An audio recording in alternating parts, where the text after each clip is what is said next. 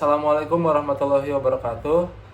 Pada kesempatan kali ini, saya bersama kedua teman saya dari kelompok 7 Hukum Tata Pemerintahan kelas 3B.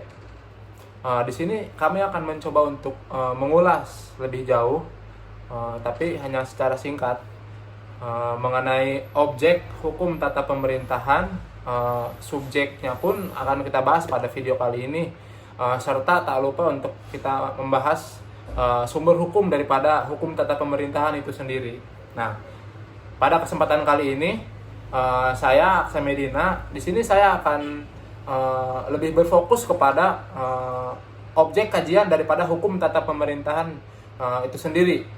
Jadi berbicara mengenai objek HTP ini, saya mengambil pandangan dari Farid Ali yang menyebutkan bahwasanya objek daripada HTP ini terbagi menjadi dua macam, yaitu yang pertama adalah kita akan membahas mengenai HTP yang sifatnya heterogen, di mana perlu disadari bahwa HTP yang sifatnya heterogen ini Farid Ali membahas secara lebih jauh bahwa HTP heterogen ini adalah segala aturan yang dibuat oleh pemerintah, baik itu pemerintah pusat maupun itu pemerintah daerah, yang bisa dikatakan apa ya, yang sudah pasti gitu meliputi daerah provinsi maupun kabupaten atau kota, serta tak lupa juga pemerintah, sektor daripada pemerintah yang berada di kecamatan, kelurahan, berikut juga itu dengan desa. Nah, selanjutnya kita akan membahas mengenai objek daripada HTP menurut Farid Ali.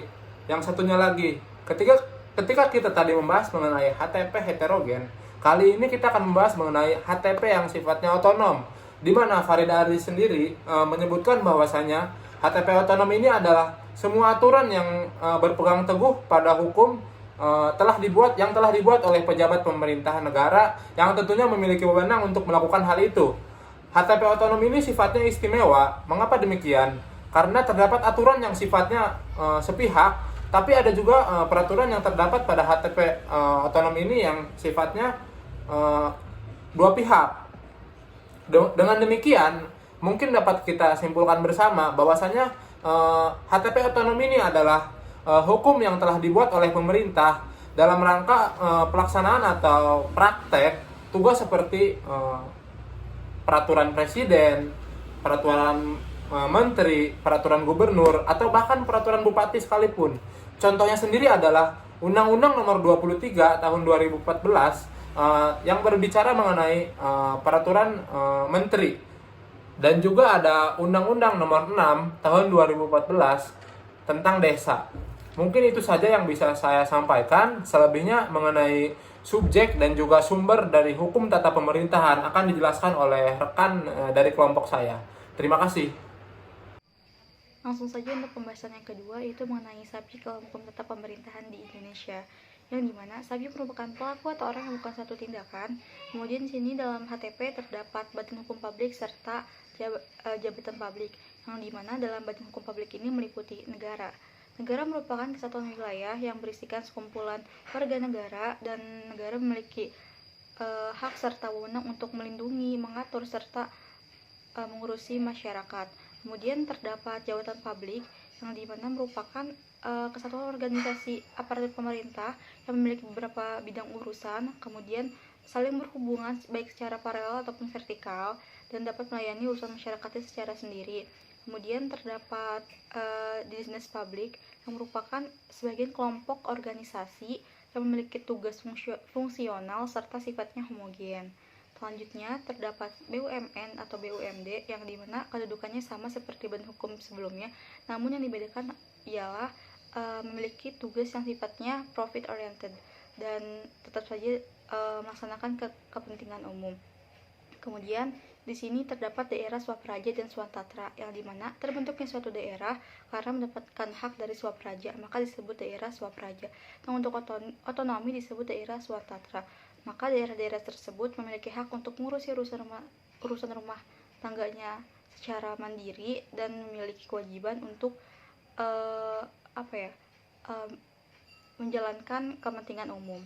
Kemudian untuk jabatan publiknya itu terdiri dari pegawai negeri sipil yang dimana merupakan pegawai yang telah memenuhi persyaratan yang ditentukan, kemudian diangkat oleh jabatan yang berwenang untuk diberikan tugas serta wewenangnya untuk mengurusi urusan negara dan diberikan gaji sesuai dengan ketetapan perundang-undangan. Kemudian selanjutnya ada jabatan publik yang merupakan ruang lingkupnya itu pemerintah yang memiliki tugas, wewenang, hak serta tanggung jawab oleh pegawai dalam suatu organisasi.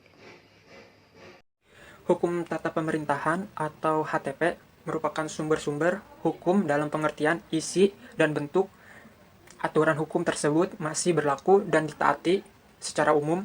Sumber hukum tata pemerintahan terbagi menjadi dua, yaitu sumber hukum material dan sumber hukum formil. Material menyangkut faktor-faktor yang mempengaruhi pembentukan hukum seperti pengaruh keputusan dan pengaruh pembuatan undang-undang, atau yang menyangkut materi dari aturan hukum atau tempatnya berasal.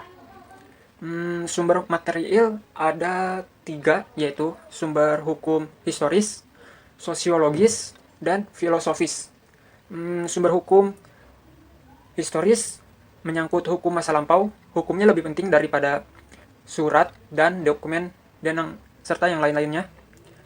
Sumber sosiologis, hukum yang berasal dari segi perspektif ekonomis, agamis, dan psikologis seseorang. Hukum filosofis berdasarkan faktor-faktor asal-muasal terbentuknya sebuah hukum tersebut. Yang kedua, sumber hukum formil.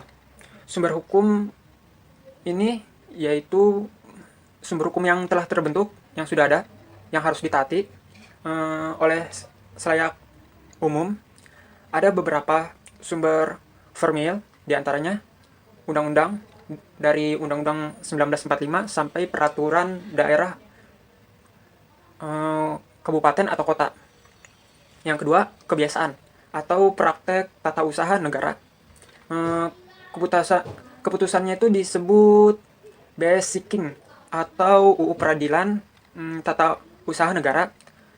Terbilang kuno, tetapi hukum ini memiliki kekuatan hukum yang tetap. Yang ketiga, jurisprudensi atau seseorang hakim dalam sebuah kasus yang belum ada hukumnya memutuskan hukuman atau memutuskan hukuman atau secara singkat keputusan hakim. Yang keempat, doktrin atau pendapat ahli dapat dibilang sebagai awal hukum baru yang muncul di hukum administrasi negara dalam bentuk yang awalnya itu dalam bentuk teori-teori, yang terakhir traktat berasal dari hukum internasional yang diratifikasi oleh pemerintah untuk dijalankan oleh negara.